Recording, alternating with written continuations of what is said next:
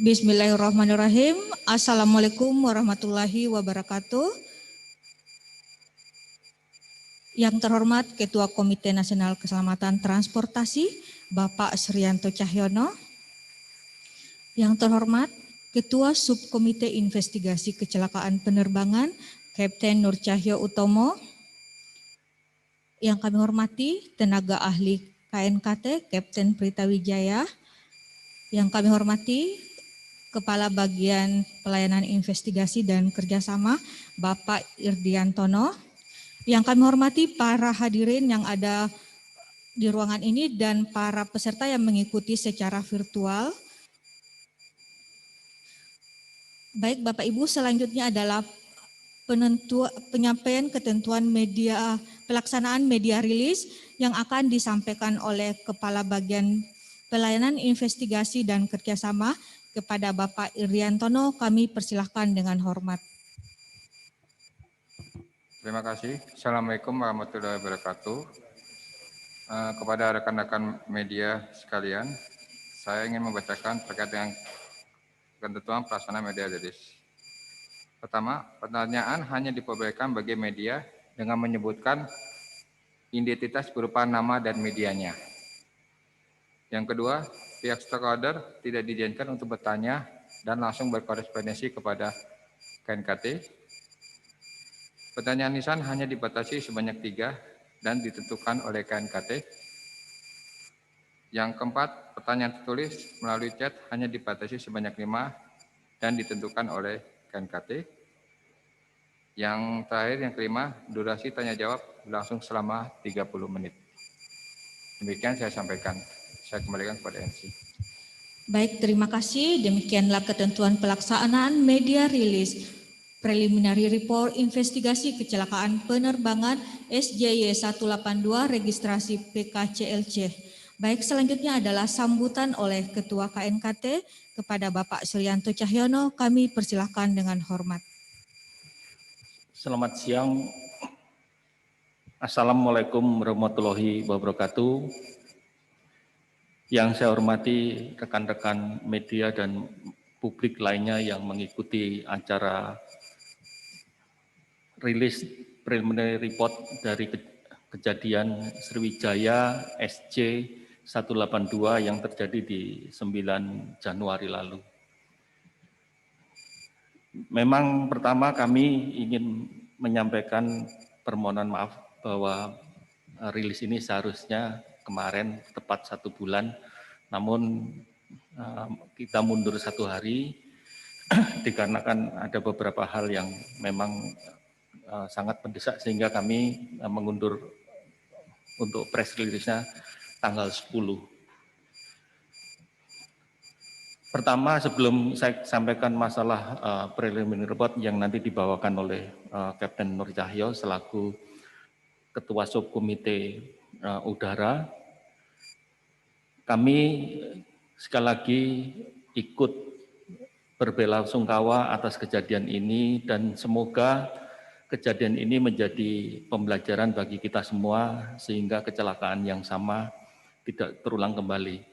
Itulah tujuan utama dari investigasi yang dilaksanakan KNKT, tidak untuk menyalahkan siapapun, tidak untuk permasalahan hukum, dan tidak untuk masalah ganti rugi. Jadi no blame, no judicial, no liability.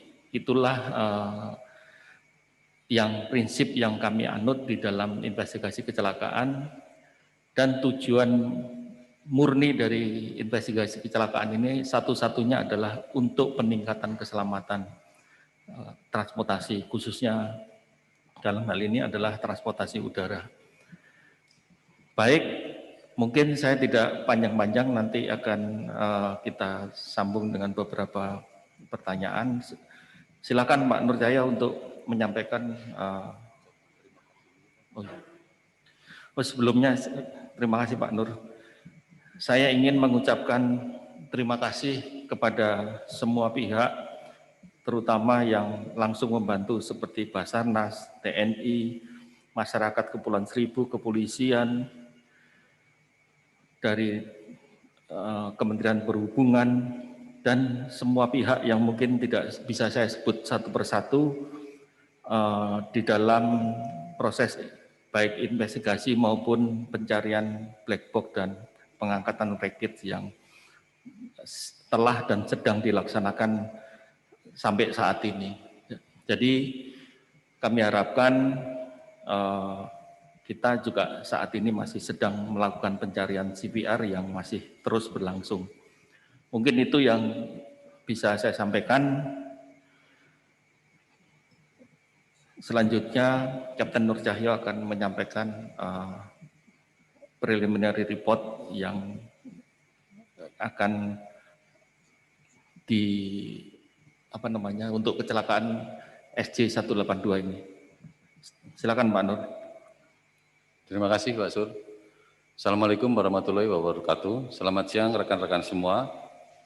Berikut akan kami sampaikan laporan awal atau preliminary report terkait investigasi kecelakaan SJ182 pada tanggal 9 Januari 2021 di perairan Kepulauan Seribu.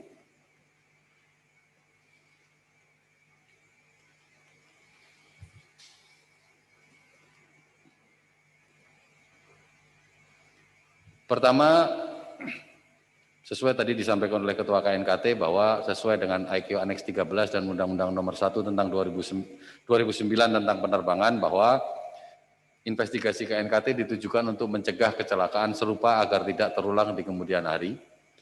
Yang kedua, Undang-Undang Nomor 1 tahun 2009 pasal 359 menyatakan bahwa hasil investigasi KNKT tidak dapat dipergunakan sebagai alat bukti dalam proses peradilan. Sesuai dengan ketentuan IQ Annex 13, institusi yang melaksanakan investigasi perlu menyampaikan laporan awal investigasi kecelakaan dalam 30 hari setelah terjadinya kecelakaan. Jadi agenda kita hari ini adalah memenuhi ketentuan IQ Annex 13, menyampaikan laporan awal dalam 30 hari, dan seperti disampaikan kami mohon maaf adalah kita mengalami keterlambatan 1 hari dari yang seharusnya. Laporan awal ini akan memuat data faktual yang sudah dikumpulkan dalam 30 hari. Jadi hanya data faktual saja yang akan ada di dalam laporan awal. Laporan awal dapat juga memuat tindakan keselamatan yang sudah dilakukan oleh pihak-pihak terkait dan juga dapat mencantumkan rekomendasi keselamatan apabila memang sudah bisa diidentifikasi. Partisipasi dalam investigasi. Jadi sesuai ketentuan Aneks 13, salah satunya memberikan hak kepada negara yang mendesain pesawat, negara yang membuat pesawat, dalam hal ini adalah Amerika Serikat, karena pesawat dibuat oleh Boeing dan didesain oleh Boeing, maka negara pendesain dan pembuat adalah Amerika Serikat, yang dalam investigasi ini telah menunjuk yang disebut sebagai accredited representative dari National Transportation Safety Board atau NTSB, dan NTSB dibantu oleh FAA atau Federal Aviation Administration, otoritas penerbangan Amerika Serikat, kemudian dibantu juga dari Boeing dan General Electric sebagai pabrik pembuat pesawat. Dalam investigasi ini KNKT juga menerima bantuan dari Transport Safety Investigation Bureau Singapura, yaitu badan semacam KNKT di Singapura, terkait hal ini untuk sesuai dengan MOU ASEAN. Proses investigasi yang telah dilakukan oleh KNKT adalah setelah kita menerima laporan adanya kecelakaan, KNKT membentuk tim investigasi dan telah membagi tugas masing-masing anggota timnya, termasuk pengumpulan data terkait dari pihak-pihak terkait seperti dari Sriwijaya Air, Perum, Lembaga Penyelenggara Navigasi Penerbangan atau LPPNPI, Direktorat Jenderal Perhubungan Udara, dan pihak-pihak terkait lainnya. Kita juga melakukan pengumpulan dan pemeriksaan bagian-bagian pesawat yang sudah ditemukan. Pada tanggal 12 Januari 2021, Crash Survivable Memory Unit atau CSMU dari Flight Data Recorder telah berhasil ditemukan oleh tim SAR gabungan. Dan selanjutnya FDR ini dari CSMU FDR ini dibawa ke KNKT untuk diunduh datanya dan telah berhasil diperoleh data sebanyak 370 parameter selama pengoperasian kira-kira 27 jam dan di dalamnya mencakup 18 penerbangan termasuk penerbangan yang mengalami kecelakaan. Dari apa data yang sudah kita kumpulkan, kita bisa ketahui bahwa pada tanggal 9 Januari pesawat Boeing 737-500 berangkat dari Bandar Udara Internasional Soekarno-Hatta Jakarta dengan tujuan Bandar Udara Supadio Pontianak pada pukul 14.36 dengan nomor penerbangan SJ182. Penerbangan ini diawaki oleh 2 pilot, 4 awak kabin, dan 56 penumpang. Setelah tinggal landas, pesawat ini mengikuti jalur keberangkatan yang sudah ditentukan, yaitu diberi nama Abasa 2 Delta. Jadi mengikuti jalur keberangkatan Abasa 2 Delta. Kemudian FDR mencatat bahwa pada ketinggian kira-kira 1980 kaki, autopilotnya mulai aktif atau engage. Pesawat terus naik dan pada ketinggian kira-kira 8.150 kaki, throttle atau tuas pengatur tenaga mesin sebelah kiri bergerak mundur dan tenaga mesin atau putaran mesin juga ikut berkurang, sedangkan mesin sebelah kanan tetap. Pada pukul 14.3851 detik 51, karena kondisi cuaca, pilot meminta kepada pengatur lalu lintas udara atau ATC, Air Traffic Controller, untuk berbelok ke arah 75 derajat dan diizinkan. Perubahan arah ini diperkirakan oleh Air Traffic Controller akan membuat pesawat SJ182 akan bertemu dengan pesawat lain yang berangkat dari landas pacu 25L atau Soekarno-Hatta landasan selatan, sedangkan SJ182 berangkat dari landasan utara. Kedua pesawat ini memiliki tujuan yang sama, yaitu Pontianak.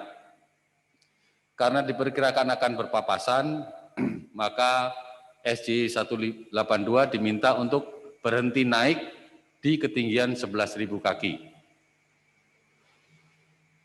Pukul 14.3947 pada saat pesawat melewati ketinggian 10.600 kaki, pesawat berada pada arah 46 derajat dan mulai terlihat berbelok ke kiri. Tuas pengatur tenaga mesin sebelah kiri kembali bergerak mundur, sedangkan yang kanan masih tetap, atau throttle kiri bergerak mundur, throttle kanan tetap.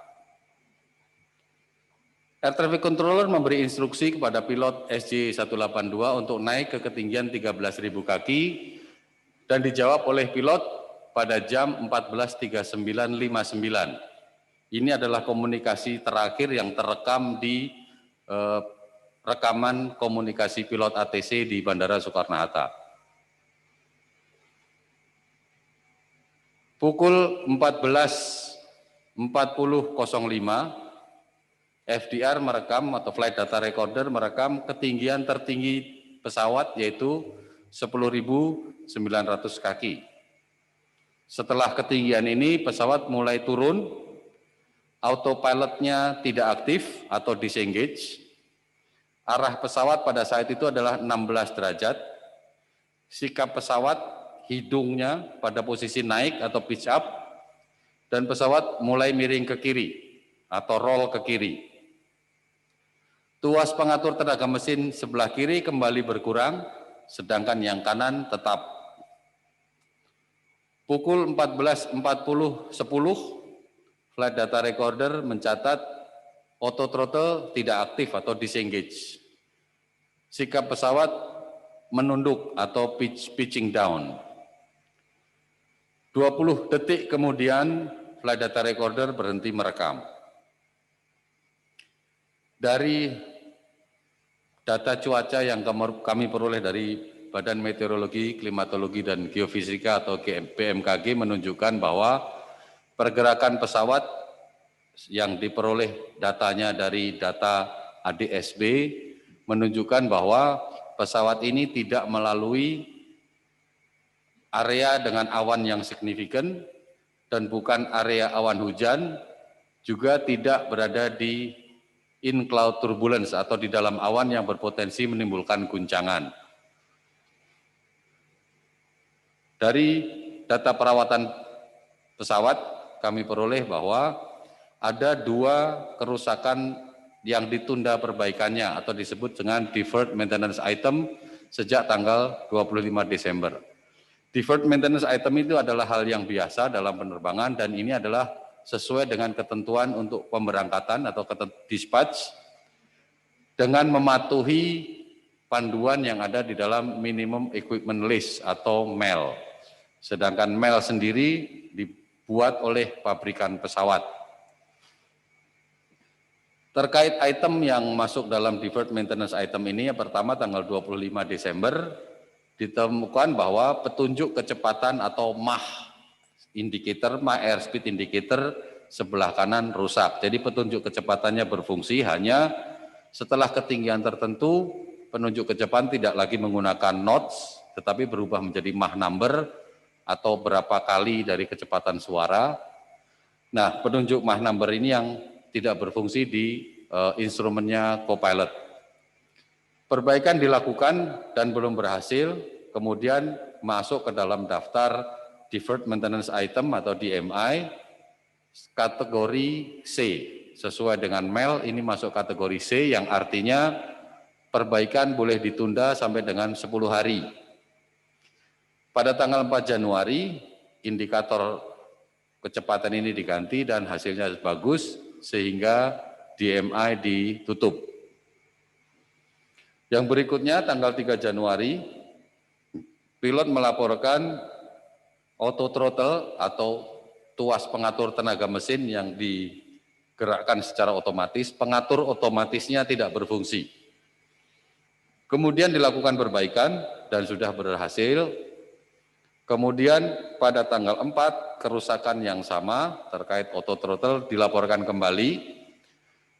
Perbaikan dilakukan namun belum berhasil sehingga dimasukkan ke dalam daftar penundaan perbaikan atau DMI. Tanggal 5 Januari 2021 dilakukan perbaikan dengan hasil baik dan DMI ditutup. Setelah tanggal 5 Januari ini tidak lagi ada catatan DMI di buku perawatan pesawat atau aircraft maintenance log sampai dengan tanggal kecelakaan pada tanggal 9 Januari 2021. KNKT juga setelah menerima tindakan-tindakan keselamatan atau safety action yang dilakukan oleh pihak-pihak terkait dalam rangka melakukan perbaikan atas safety issue atau isu-isu keselamatan yang ditemukan dalam kecelakaan ini. Direktorat Jenderal Perhubungan Udara pada tanggal 11 Januari sampai dengan 3 Januari 2021 telah melakukan pemeriksaan khususnya terhadap pengoperasian pesawat 737 seri 300, 400, dan 500. Ini terkait kondisi pesawat dan prosedur pengoperasiannya. Kemudian tanggal 29 Januari dan pada tanggal 4 Februari 2021, Dirjen Perhubungan Udara melakukan pertemuan dengan operator pesawat udara atau maskapai membahas mengenai penanganan repetitive problem atau kerusakan yang berulang. Termasuk juga berpartisipasi dalam pertemuan ini adalah organisasi perawatan pesawat atau bengkel perawatan pesawat udara.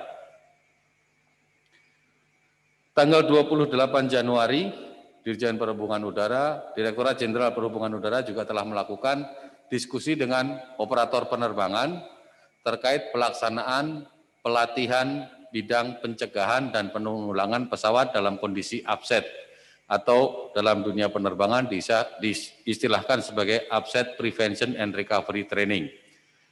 Yang dimaksud dengan kondisi upset ini adalah apabila pesawat dalam posisi miring lebih dari 45 derajat atau hidungnya naik lebih dari 25 derajat atau turun lebih dari 10 derajat atau pada kecepatan yang tidak wajar.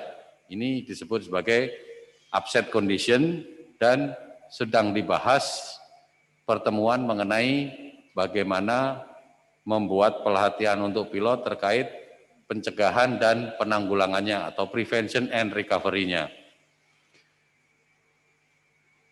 Tindakan keselamatan lain yang kami terima adalah dari Sriwijaya Air yang pada tanggal 18 Januari mengeluarkan surat edaran untuk meningkatkan kembali maintenance control center atau suatu divisi yang sebagai bagian dari organisasi Sriwijaya Air dan para teknisinya terkait dengan penanganan repetitive problem atau problem yang berulang agar selalu dilakukan dengan sesuai dengan ketentuan yaitu yang dikeluarkan oleh Dirjen Perhubungan Udara dan sesuai dengan manualnya atau buku petunjuk perusahaan yang disebut sebagai Company Maintenance Manual.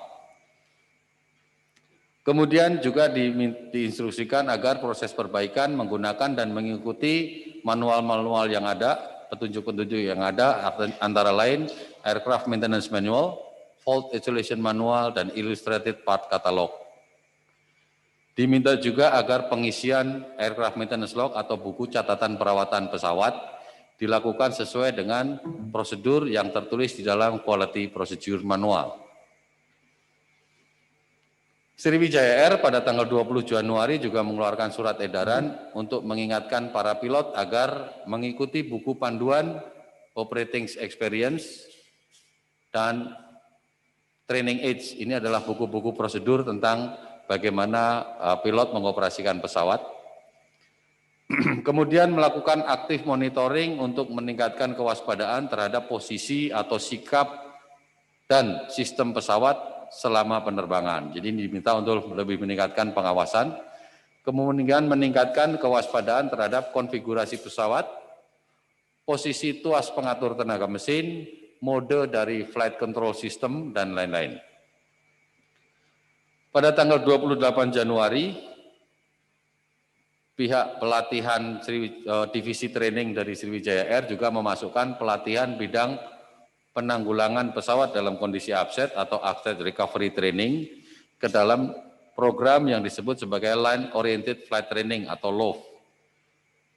Untuk pilot proficiency check berikutnya, jadi periode sampai dengan Juni 2021 ini akan diberikan pelatihan mengenai upset recovery training.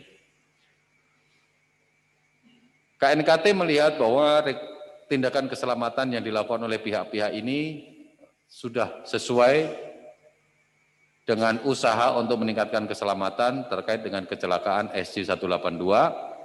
Namun demikian KNKT masih melihat ada beberapa isu keselamatan yang perlu menjadi perhatian. Oleh karenanya, KNKT menyampaikan rekomendasi awal untuk mereview hal-hal terkait penggunaan regulasi dan implementasinya sesuai dengan ketentuan IQ Annex yang terbaru, yaitu terkait pelatihan untuk pilot dan penentuan tahapan kondisi darurat pada pesawat udara. Selanjutnya bahwa investigasi belum selesai dan cockpit voice recorder memory module atau CSMU dari cockpit voice recorder atau CVR ini belum ditemukan dan KNKT masih melakukan upaya pencarian dengan berbasis di Pulau Lancang, Kepulauan Seribu, dibantu oleh Basarnas dan penyelam dari Kepulauan Seribu dan berbasis di SMP di Pulau Lancang.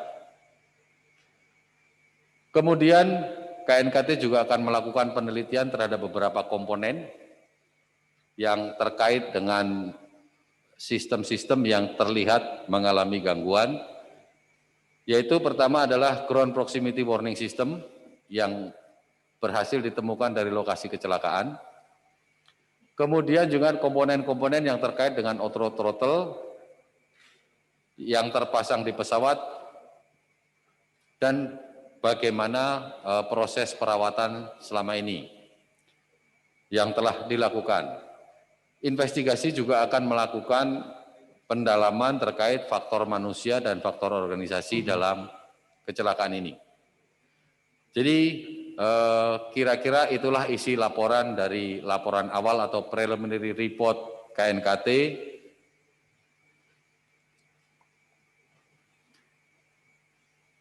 Tolong slide-nya lagi. Yang terima kasih itu. Selanjutnya bahwa laporan ini bisa nanti laporan preliminary report ini bisa diunduh di halaman KNKT yaitu http://2knkt.go.id/knkt. Laporan ini akan tersedia di dalam laman KNKT dan bisa diakses oleh publik. Untuk lebih jelasnya bisa dilihat di laporan yang sudah kami upload. Demikian disampaikan. Selanjutnya untuk sesi tanya jawab. Terima kasih. Baik, terima kasih atas presentasi dari Kapten Nur Cahyo Utomo. Selanjutnya adalah sesi tanya jawab sesuai dengan ketentuan yang disampaikan di awal. Untuk pertanyaan lisan dibatasi sebanyak 3 pertanyaan.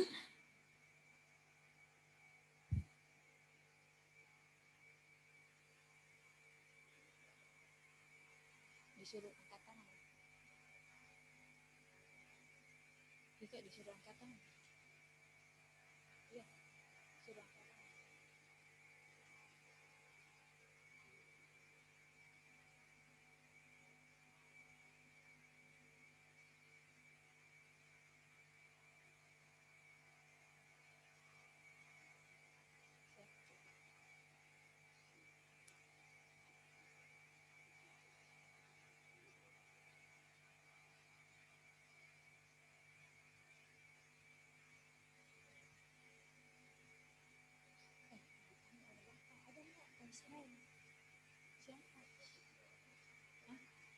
Siapa? Taufik siapa? Baik, untuk pertanyaan pertama dari Jawa Pos, Bapak Taufik. Mohon izin, selamat siang Pak Nur Cahyo. Memang ini masih awal ya Pak, cuman barangkali sudah ada perkiraan indikasi kenapa auto throttle-nya bisa sampai bergerak sendiri. Apakah auto throttle itu akibat dari pada waktu itu sedang terbang dengan autopilot atau ada otomatisasi yang lain? Yang kemudian kenapa pilot tidak bisa recover, Pak? Bukankah kemudian kita pilot bisa mematikan otomatisasi tersebut dan kemudian dia bisa mengontrol levernya agar tidak bergerak sendiri. Demikian Pak, terima kasih.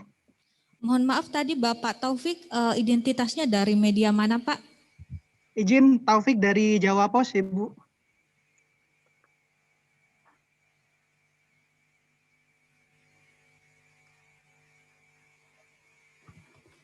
Izin Pak Ketua. Baik, terima kasih dari Jawa Pos. Pertanyaannya, ada apa dengan auto throttle? Mengapa? Yang kedua, kenapa pilotnya tidak bisa recover?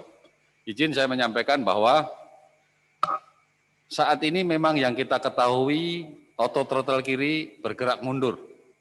Tetapi apakah ini yang rusak, yang kiri, kita belum tahu. Karena dua-duanya menunjukkan sikap yang berbeda, atau artinya dua-duanya mengalami anomali. Anomali untuk yang kiri adalah dia mundurnya terlalu jauh. Sedangkan yang kanan, dia benar-benar tidak bergerak, seperti macet. Jadi kita tidak tahu sebenarnya yang rusak yang kiri atau yang kanan. Inilah yang kita belum bisa menjelaskan sampai hari ini, apakah ada kerusakan auto throttle.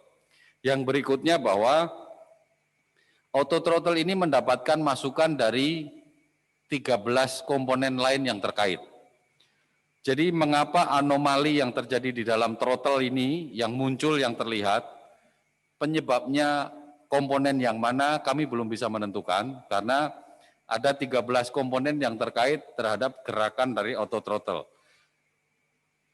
Yang kami lihat adalah memang throttle-nya bergerak, tetapi masalahnya ada di mana saat ini kami belum bisa menentukan, dan salah satunya mudah-mudahan kita bisa menjawab dengan beberapa komponen yang kita kirim untuk penelitian selanjutnya. Jadi apa yang terjadi kami tidak tahu, jadi kami belum bisa menjawab masalahnya apa. Pertanyaan kedua, mengapa pilot tidak bisa merecover? Ini juga pertanyaan saya, Pak. Mudah-mudahan kalau nanti cockpit voice recorder sudah ditemukan, kita bisa mendapatkan jawaban kira-kira apa yang terjadi di kokpit, bagaimana diskusi antar pilot dan apa yang mereka lakukan. Jadi memang dua-duanya ini, dua pertanyaan dari Jawa Pos ini adalah pertanyaan kami juga. Jadi ada masalah apa? Gitu. Saat ini kami belum bisa menjawab, sehingga informasi ini kita tidak sampaikan di laporan awal karena kami juga belum tahu jawabannya. Kira-kira seperti itu. Terima kasih.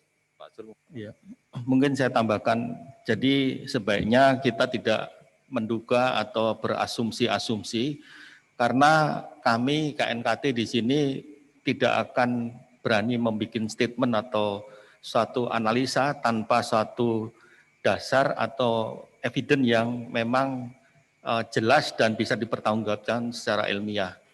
Jadi kami minta bahwa pada saat ini untuk tidak membuat asumsi-asumsi atau perkiraan-perkiraan mengenai penyebab dari kecelakaan ini, karena datanya masih jauh dari kurang. Jadi seperti yang disampaikan Pak Nur tadi, kita masih menunggu CVR, masih menunggu komponen-komponen yang kita kirim statusnya seperti apa dan kondisinya seperti apa. Nanti juga ada temuan-temuan dari beberapa komponen yang ada di dalam laut saat ini yang sedang kita usahakan untuk diangkat. Mungkin nanti kita juga perlu mengirim beberapa komponen yang kita temukan.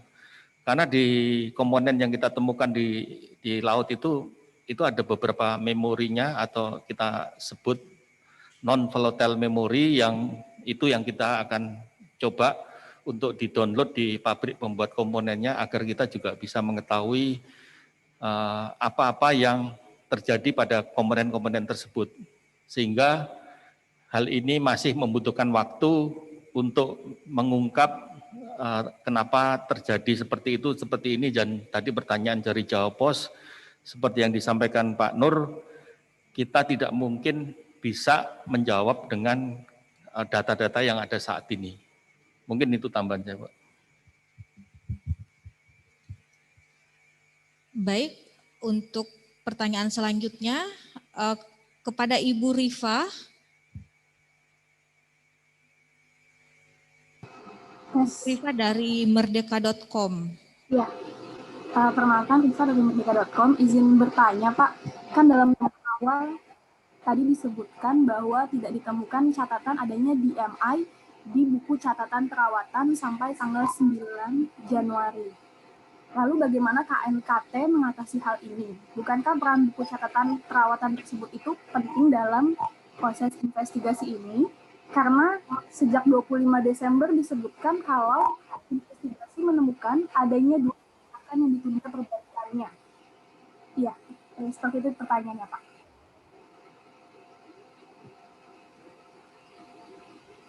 Mbak, kurang jelas, Mbak, audionya, pertanyaannya. Tes. Jelas nggak, Pak? Silakan pelan-pelan, Pak. Dalam temuan awal,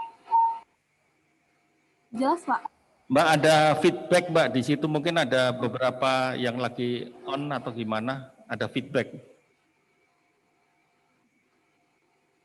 Ini pakai laptop sih, Pak, soalnya nyalanya. Masih ada nggak, Pak? Suaranya mantul nggak, Pak? Sudah, silakan pelan-pelan, Mbak. Jadi dalam temuan awal kan disebutkan kalau tidak ditemukan catatan DMI di buku catatan perawatan sampai 9 Januari.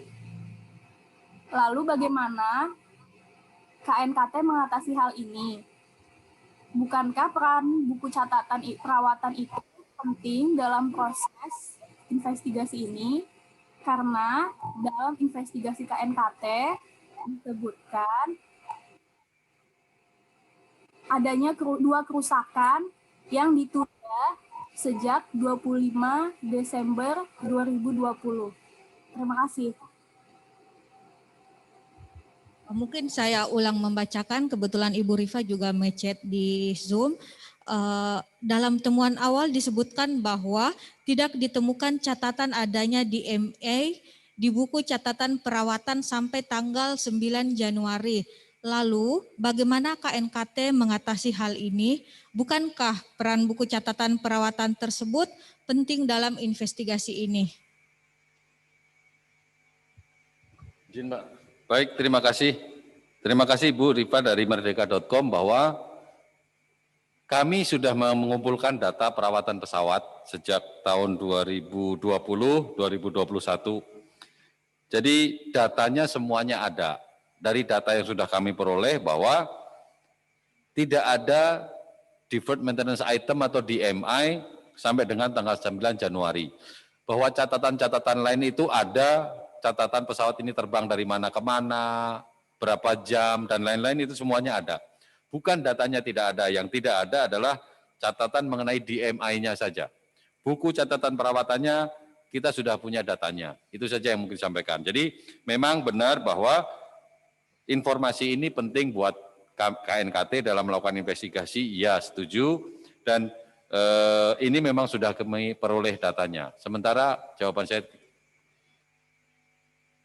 Ya, mungkin sedikit saya tambahkan bahwa tadi juga sudah dijelaskan oleh Kapten Nur Cahyo, memang ada catatan di situ mengenai mach speed indicator dan auto throttle. Tapi tadi kan sudah dijelaskan bahwa permasalahan itu meskipun ada, tapi pesawat boleh terbang selama 10 hari karena masuk dalam MEL kategori C.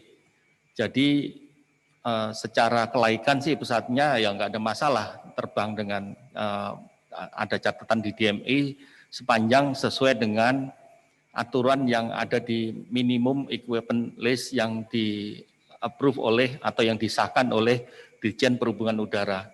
Jadi sekali lagi saya tekankan hal itu tidak ada masalah untuk dan sejak tanggal 5 setelah perbaikan terakhir itu sampai tanggal 9 itu yang dimaksud tidak ada, kita tidak menemukan catatan-catatan lain DMI di penerbangan-penerbangan di terakhir-terakhir itu. Baik, terima kasih. Next to Mr. Selva Naban Mariapen, please to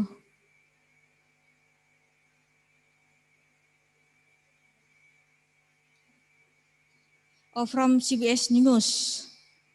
CBS News.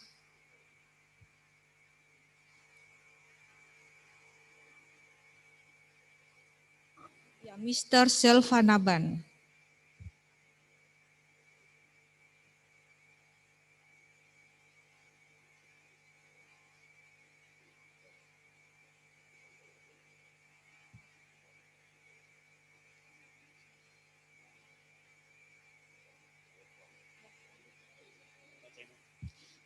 Pertanyaannya adalah what's problem is KNKT having in recovering the CVR? What's problem is KNKT having in recovering the CVR?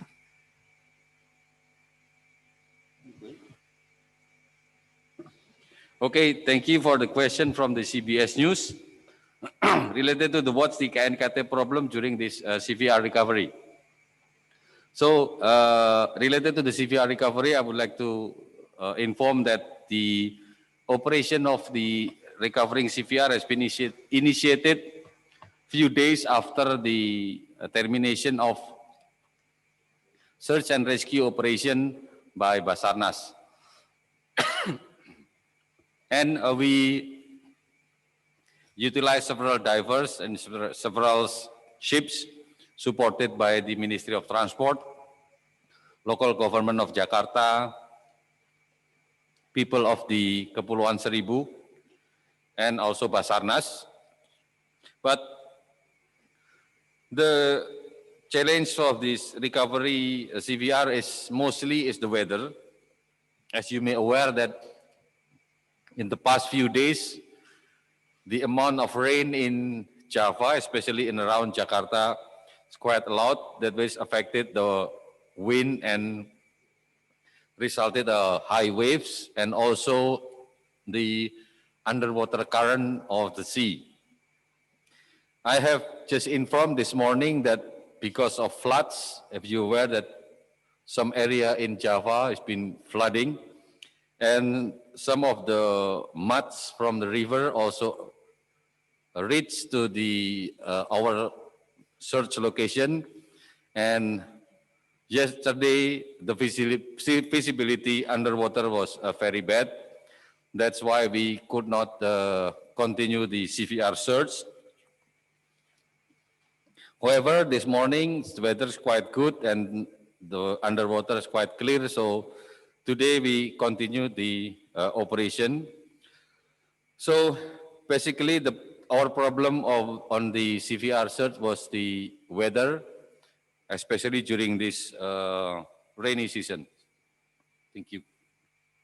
Maybe I can add some information about the CVR search. As we know that all the two beacons of FDR and CVR have been recovered together with the memory unit of FDR. So now there is no method, no guidance how to locate the memory unit of CVR. That's why we doing manually, and maybe in the next few days we will use some other equipment to remove the mud from the surface of the bottom of the sea. So we hope we can get some indication better to identify where is the CVR, and we will try also to remove some wreckage, because in that area, in the small area, we have a lot of aircraft wreckage still there. So we plan to remove the wreckage, and we hope we can find the memory unit of CVR. But as Pak Nur Cahyo explained, that now is the weather is the crucial condition in near Jakarta, and we hopefully after a week maybe we can get a good weather. So we hope that we can find the CVR. Baik, thank you Pak. Selanjutnya mungkin ini pertanyaan terakhir untuk lisan kepada Ibu Rara dari Republika. Ibu Rara.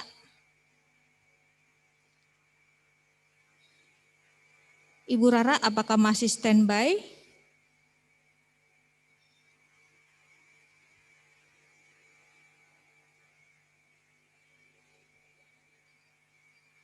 Halo, suara saya terjelas dengar, Mbak? Iya, mohon diperkenalkan nama, identitas Ibu, dan dari media mana. Terima kasih. Iya, siang Pak. Saya Rara dari Republika. Pertanyaannya masih terkait tadi Pak soal CVR. Kalau memang tadi kendala utamanya adalah cuaca, boleh di-share kira-kira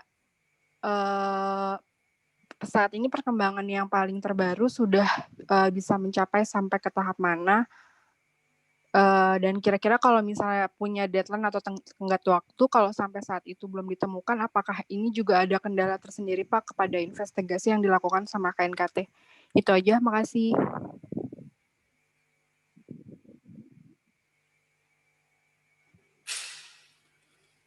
Baik, terima kasih Bu Rara dari Republika. Kami sampaikan bahwa untuk lokasi dari cockpit voice recorder ini, kemungkinan atau prediksi lokasi, kami sudah memiliki koordinatnya atau memiliki posisinya, kita sudah tengarai. Dan kemudian ini adalah mengacu kepada titik di mana ditemukannya flight data recorder, kemudian ULB dari cockpit voice recorder dan flight data recorder, juga elektronik modul atau casing dari CVR dan FDR. Dari temuan-temuan yang benda-benda ini kita menentukan prediksi lokasi dari CVR. Lokasi yang kita prediksi ini kira-kira dimensinya adalah 25 kali 25 meter. Dan kita sudah membuat garis di bawah laut tentang lokasi-lokasi ini, dan kita sudah dibuat kotak-kotak 5 kali 5 meter, Sehingga nanti penyelam akan mencari kotak 1, kotak 2 sampai dengan selesai masing-masing. Karena dugaan kami CSMU CVR ini adalah terendam di bawah lumpur, sehingga penyelam akan menggali seperti disampaikan Pak Ketua tadi, kita akan mencari secara manual. Jadi penyelam akan menggali wilayah-wilayah yang sudah dikotak-kotakin ini. Kemudian juga kita telah menggunakan, jadi saya sampaikan bahwa kita sudah menggunakan mulai kemarin adalah peniup lumpur, sehingga lumpur ini memang ditiup supaya diharapkan dia akan lebih bersih dan kita bisa menemukan, melihat posisi dari CVR. Kemarin kita sudah tiup, tapi pagi, sorenya penyelam datang, ternyata air lumpur dari sungai sampai sehingga tidak bisa kelihatan. Baru pagi ini penyelam bisa melihat lagi lokasi hasil setelah ditiup ini dan ternyata kondisinya baik. Jadi memang sudah mulai terlihat bagian-bagian di area-area yang sudah kita tengarai. Mudah-mudahan dalam waktu tidak terlalu lama kita bisa menemukan CVR ini. Namun pertanyaan kedua, apabila tidak ditemukan lalu bagaimana? Pengaruhnya tentunya akan sangat signifikan buat kami karena kami menjadi tidak memiliki data, terutama data terkait apa diskusi para pilot, bagaimana komunikasi antara keduanya, dan apa yang terjadi di dalam kokpit kita mungkin tidak bisa terlalu tahu karena tidak adanya CVR. Dan mungkin ada hal-hal lain yang tentunya akan menjadi kendala buat kami jika tidak ditemukan CVR. Namun apabila setelah upaya yang kita usahakan ini memang CVR tidak ditemukan, maka kita akan melakukan investigasi, melakukan analisa dari semua data yang kita punya. Jadi memang apa yang ada kita akan manfaatkan semaksimal mungkin. Tetapi apabila CVR ada tentunya akan sangat membantu. Terima kasih Pak. Seperti yang disampaikan Kapten Nur Cahyo bahwa kita belum bisa berpikir kalau CVR tidak diketemukan. Ini kondisi-kondisi yang sangat menyedihkan bagi kami sebagai badan investigasi. Kami tidak bisa memberikan suatu hasil atau kesimpulan yang bisa dipertanggungjawabkan secara ilmiah. Jadi apapun CVR ini harus kita temukan dan saya juga belum berpikir sampai kapan pencarian CVR ini bisa kita lakukan. Sepanjang kita masih sanggup kita akan melakukan dengan dibantu oleh dari Kementerian Perhubungan, dari Basarnas, dari pihak-pihak di Kepulauan Seribu, masyarakat Kepulauan Seribu, dan saling gotong royong kami akan terus mencari hingga ketemu. Kami belum berpikir kalau tidak ketemu. Jadi kalau tidak ketemu itu kami terus terang tidak bisa menghasilkan suatu report atau suatu kesimpulan untuk mengatakan apa yang terjadi di terakhir-terakhir itu. Jadi tadi pertanyaan-pertanyaan dari teman-teman wartawan tidak bisa akan terjawab kalau CVR tersebut tidak kita ketemukan. Mungkin ada tambahan dari Pak Berita. Ya. Baik, terima kasih. Selanjutnya mungkin pertanyaan tertulis akan di-share melalui link dari host. Mungkin mulai dari Bapak Hari Suhartono dari Bloomberg, seberapa jauh auto throttle mengalami penurunan, seberapa jauh tenaga pesawat berkurang?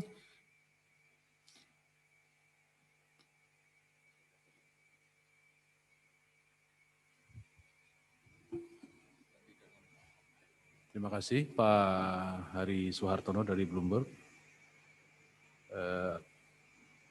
Pertanyaan Bapak memang juga penting bagi kita saat ini, yaitu seberapa jauh auto throttle mengalami penurunan dan seberapa jauh tenaga pesawat berkurang.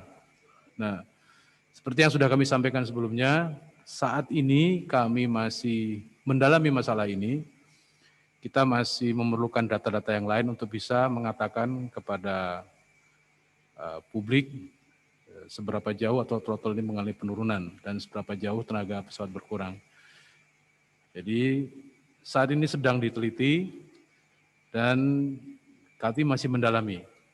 Ya, mungkin itu yang bisa kami sampaikan dari investigasi yang dilakukan oleh KNKT. Terima kasih. Baik, kita lanjut ke pertanyaan selanjutnya. Tadi pertanyaan dari Bapak Suhartono telah dijawab oleh Kapten Prita Wijaya.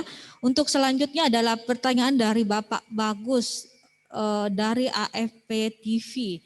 Pertanyaannya adalah, mohon dijelaskan apakah dampak malfunction auto throttle untuk mesin sebelah kiri pada penerbangan, dan apakah kerusakan auto throttle semata bisa menyebabkan pesawat roll dan pitch down hingga unrecoverable? Baik, terima kasih dari AFP TV. Jadi seperti tadi saya sampaikan bahwa kita belum tahu apakah auto throttle-nya benar mengalami malfunction, karena auto throttle ini punya banyak sekali input dari beberapa komponen. Mungkin gejala yang muncul adalah di auto throttle, tapi kerusakannya sebenarnya ada di tempat lain. Ini yang sampai saat ini kita belum bisa menentukan apa yang menyebabkan. Kemudian apakah auto throttle, dampak malfunction auto throttle pada mesin sebelah kiri? Yang kami lihat bahwa mesin sebelah kiri berperilaku normal sesuai dengan pergerakan throttle. Jadi kalau throttle-nya mundur, putaran mesinnya juga berkurang. Itu adalah sesuatu yang normal dan itulah yang kita lihat. Kemudian apakah kerusakan auto throttle menyebabkan pesawat roll dan pitch?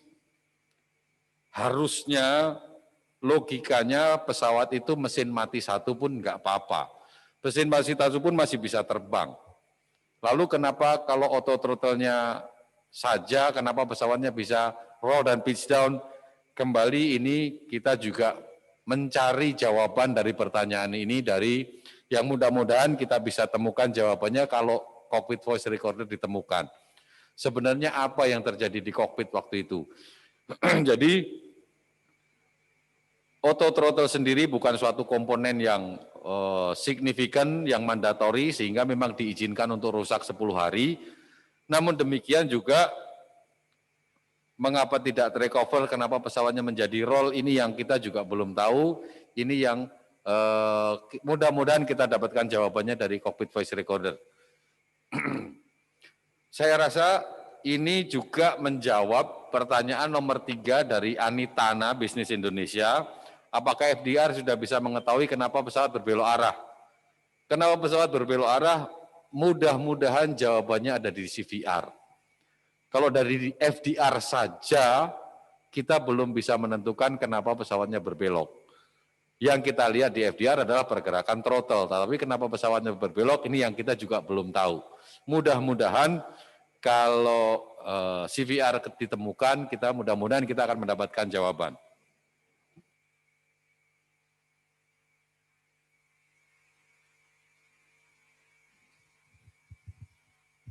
Baik, selanjutnya ada satu lagi pertanyaan untuk pertanyaan tertulis.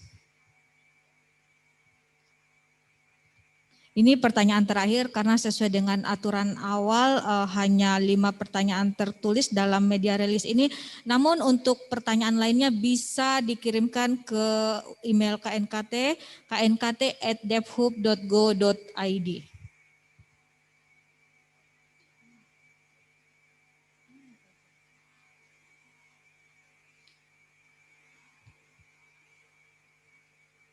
Dari Bapak Benadette Reuters, dari data FDR, apakah terjadi truth imbalance?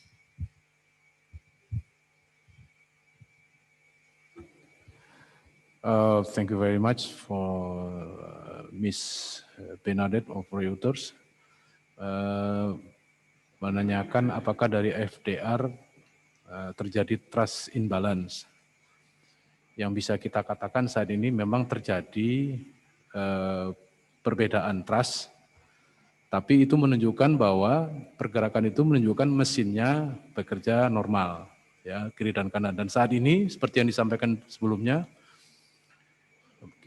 pihak KNKT masih bisa menentukan apakah yang kanan atau yang kiri yang mengalami anomali di sistem auto throttle, kita masih mendalami. Jadi secara yang kita lihat memang berbeda, ya itu saja yang baru kita bisa katakan, faktanya begitu. Tapi mengapanya itu masih didalami. Mungkin itu yang saya bisa sampaikan untuk menjawab pertanyaan Ibu Bernadette. Terima kasih. Baik, untuk sesi tanya jawab pada kegiatan hari ini telah selesai. Namun jika ada pertanyaan-pertanyaan bisa di-email melalui knkt@devhub.go.id. Baik Bapak Ibu yang kami hormati, baik yang di ruangan ini maupun secara virtual, selanjutnya adalah penutupan oleh Ketua KNKT kepada Bapak Suryanto Cahyono. Kami persilahkan dengan hormat. Demikian para rekan-rekan media dan masyarakat yang mengikuti melalui media Zoom, kami telah menyampaikan preliminary report dari kejadian SC182. Jadi sekali lagi kami harapkan masyarakat tidak menduga-duga atau membuat kesimpulan tersendiri tanpa didukung oleh data yang valid. Hal ini akan menambah runyamnya kejadian Sriwijaya jika kita melakukan asumsi-asumsi tanpa evidence yang valid. Mungkin itu yang bisa kami sampaikan. Atas perhatian dari semua pihak kami ucapkan terima kasih. Wassalamualaikum warahmatullahi wabarakatuh. Baik, terima kasih. Demikianlah kegiatan penyampaian preliminary report oleh KNKT. Untuk laporan telah bisa diupload di website KNKT. Bisa di-download di website KNKT. Dan kami ucapkan terima kasih banyak atas perhatiannya. Wabillahi taufiq wal hidayah. Wassalamualaikum warahmatullahi wabarakatuh.